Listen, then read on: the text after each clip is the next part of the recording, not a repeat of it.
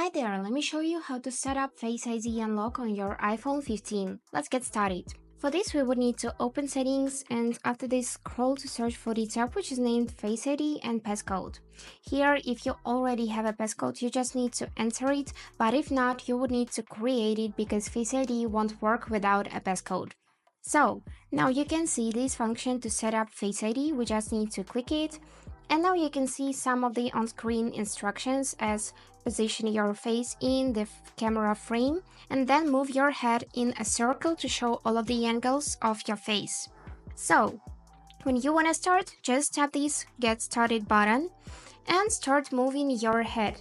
I'll do it behind the scenes and get back to you. So here is a quick example that you should be moving your hand around the circle. I'm just gonna finish this circle really fast.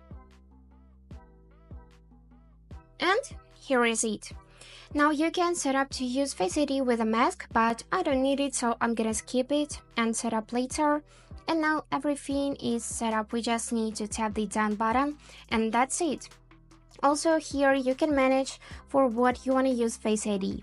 I suggest you to enable all of this feature because, for example, for contactless payments, it is much more convenient to use Face ID instead of entering passwords every time.